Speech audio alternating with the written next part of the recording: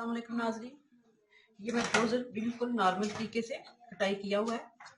ये तैयार इसकी लंबाई है,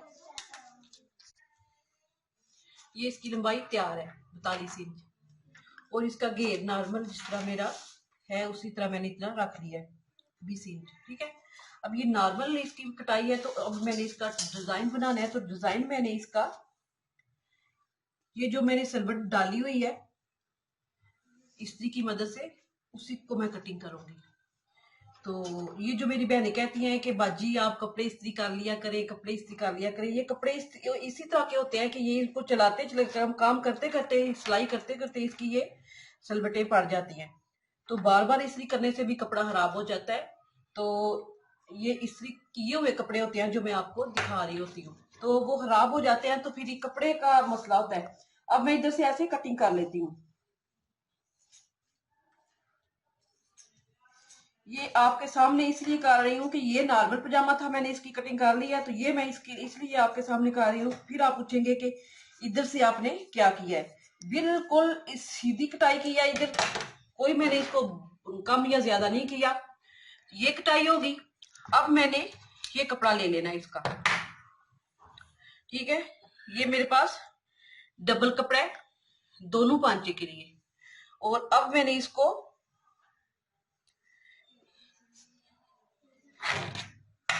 इसकी मदद से कटिंग कर लेनी है। और ये डबल है दोनों पांचों के लिए, तो फिर इसको मैंने ये देख लेना है कि इसके कटाव मैंने थोड़े छोटे रखने हैं इस ढक्कन के बराबर। ठीक है, तो मैं देख लूंगी कि अगर मैं पेपर पट्टी काटूंगी तो ये मेरा कपड़ा किधर तक हो जाएगा, क्योंकि इधर सिलाई के लिए भी चाहिए। तो थोड़ा सा मैं और बढ़ा लेती हूँ ये। ठीक है, अब मैं अंची टेप से आपको बताती हूँ कि ये कितना मेरा कपड़ा, ये तकरीबन मेरा कपड़ा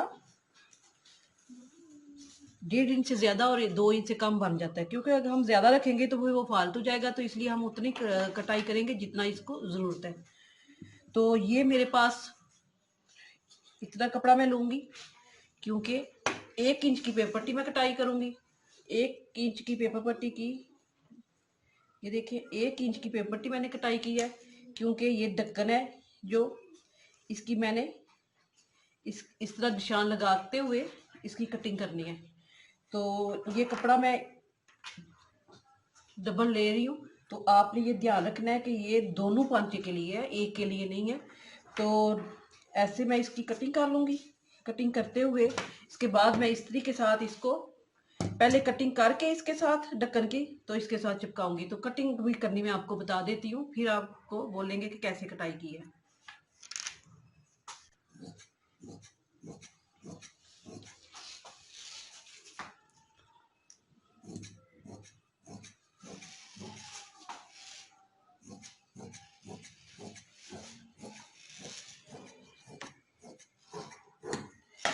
ये तो हो गया कपड़ा जो हमने लेना है। ठीक है, अब ये इसकी कटिंग मैंने तो ढक्कन को ऐसे रखते हुए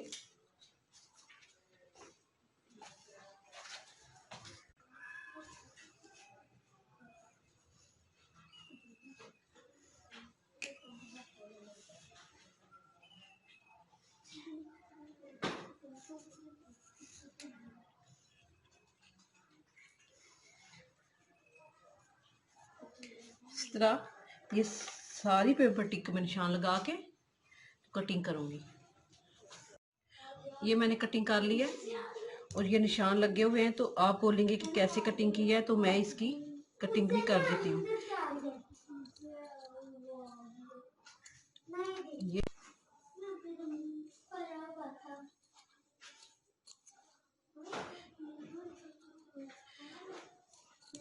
इसी तरह ये सारे के सारे कटाव आपने ये काट लेने हैं। पेपर पट्टी मैंने कपड़े के साथ चिपका ली है। अब ये जो मैंने डबल कपड़ा रखा हुआ था उसको मैं ऐसे करूंगी। ऐसे करके अब मैं इसके किनारे किनारे के ऊपर पेपर पट्टी के ऊपर मैंने ने ये नहीं लगने देनी सिलाई, किनारे किनारे के ऊपर मैं सिलाई लगा के आऊंगी। सिलाई लगा के तो फिर मैं इधर कट करके सीधा करूंगी।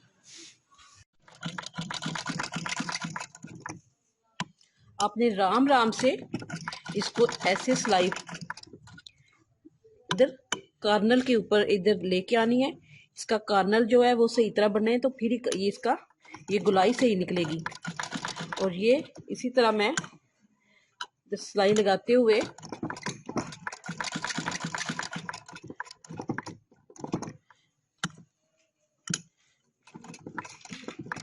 ये कटां बनाते हुए सारे के सारे कटां इसी तरह मैंने सिलाई कर लेने हैं। सिलाई के बाद इसको दरमियान में मैं कट लगा के सीधा कर लेना है।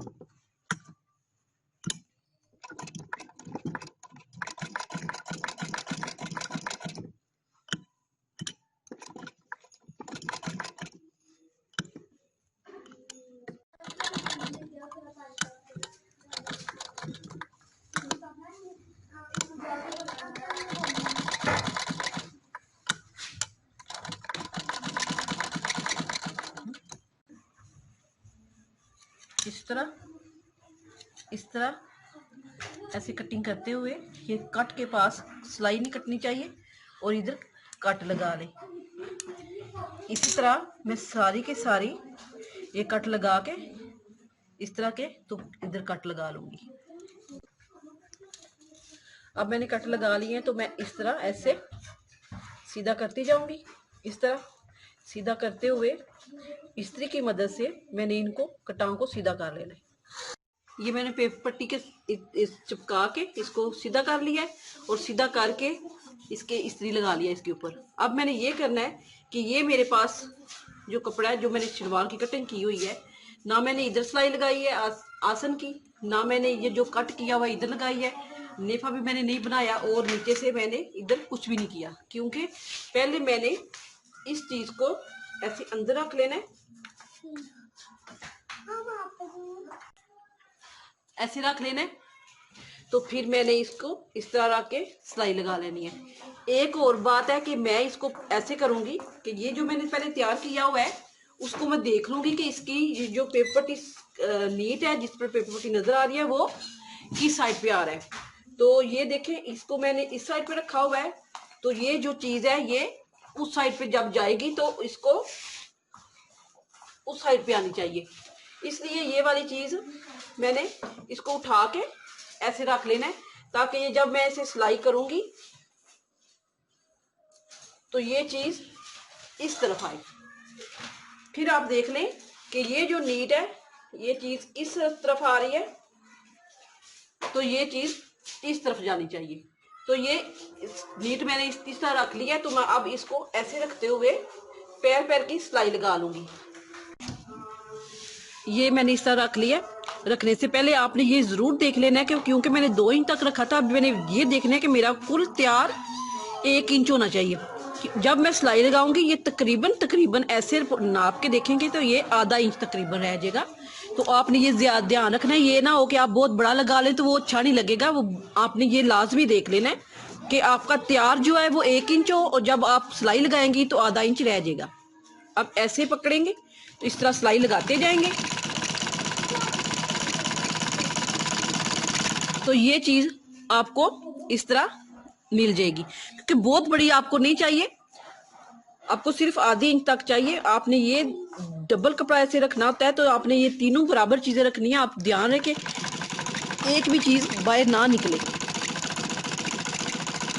ये सारी के सारी मैं सिलाई लगा के नेफा बनाऊंगी और नीचे से कपड़ा मोड़ूंगी, तो फिर ये इधर नेफे से लेके ये पूरे का पूरा ये पंच तक जाएगा। ये अपने पंच तक डिजाइन लेके आना है इस तरह सिलाई लगाते हुए। ये देखें ये पूरी पंच तक सिलाई आएगी।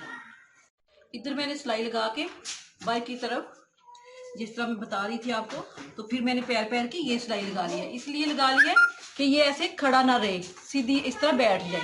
ठीक है, इस तरह बैठ जाए। ठीक, अब मैंने ये इधर से भी सिलाई लगा लिया और नेफे का भी इधर से कपड़ा अंदर की तरफ मोड़ लिया।